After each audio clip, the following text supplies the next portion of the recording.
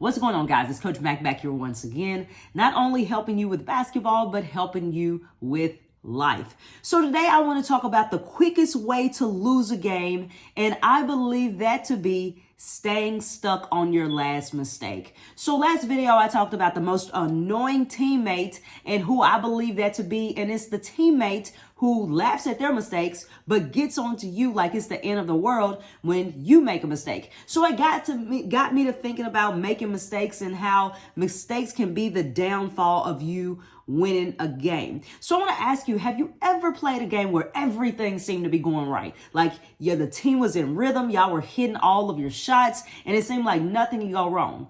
Now, on the opposite side, have you ever played a game where it seemed like nothing could go right? You were missing all your shots. You were making all these errors. One thing led to the next. One teammate would turn the ball over, then another teammate would turn the ball over. And it seemed like mistake just build on top of mistakes. And so this is the way I believe that is the quickest way to lose a game is to stay stuck on your last mistake. And so what helped me as a player and what I look for as a coach on the opposing team or at the opposing player is the mentally weak player. And I can always tell a mentally weak player because they are, or one of the attributes that sometimes they have is that they are a powder. So when things aren't going their way, you can look at it, they're flailing their arms, they're talking to the refs, they're getting in the ref's face, they're talking to their coach or the opposing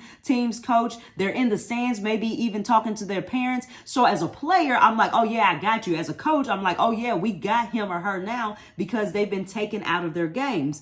And the opposite of mentally weak players, when we think of mentally tough players, we think of people like Kobe and Michael Jordan and Michael Phelps, Serena Williams, and all of these different athletes. But there is one athlete that if you're a basketball fan, you know, but some of you may not know. And he was a teammate of Kobe's, and his name was Robert Horry. Now, what was special about Robert Horry, and one thing that we admire about Kobe, is that they don't let mistakes stop them from shooting the ball. And for those of you who may be unfamiliar with Mr. Robert Horry, he was known as Big Shot Rob. He played 16 seasons in the NBA. He played for 3 different teams, which is San Antonio. He played for Houston, and he played for the Lakers, and he won 7 championships. And the reason why he stayed in the league for so long and the reason why that he won all of these championships was because he was a shooter. I told y'all before, if you want to play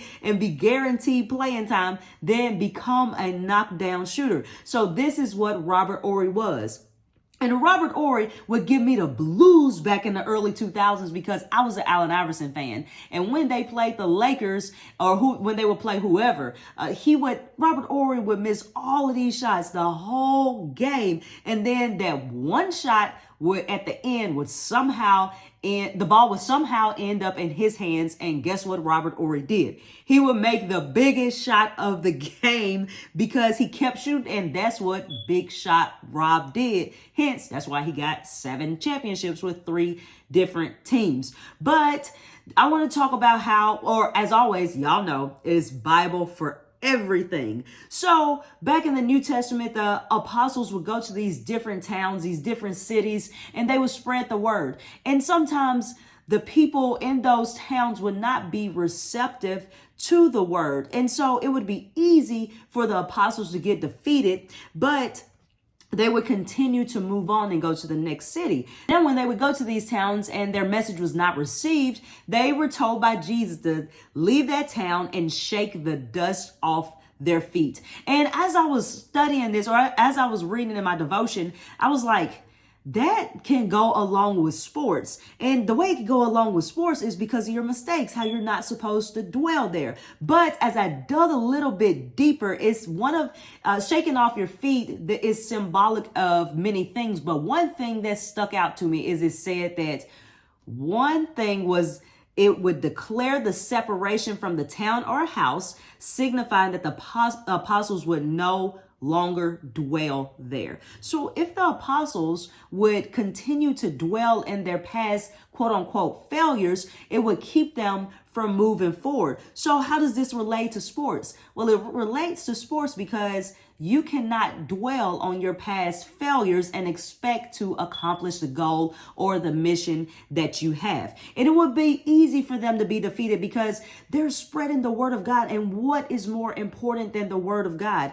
In my opinion, there's nothing. But they kept moving, and Jesus was like, it's okay. Just we're gonna separate ourselves from them. It does not matter if they did not receive it. You did your part, and we're gonna move on to the next town. So what does this tell me? Number one, it tells me don't dwell on the past. Number two, it tells me don't let your past mistakes or failures build upon each other. And number three, it tells me don't carry your past failures into the future, because I guarantee you, as an athlete, if you allow these mistakes to continue to that you continue to dwell on your past mistakes, this is the surest way to lose, because you're stuck in the past and it keeps you from accomplishing your bigger goal. So we all know that Michael Jordan, I want to leave you with this quote, is one of the most mentally tough athletes of all time.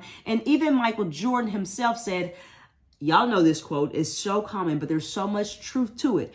I've missed more than 9,000 shots in my career. I've lost almost 300 games. 26 times I've been trusted to take the game-winning shot and missed. I've failed over and over and over again in my life, and that is why I succeed. So I want to leave you with this. Don't be afraid of mistakes. We're all going to make them. The key is don't dwell there. Shake off your feet like the apostles did and move on. So as always, I hope this helps.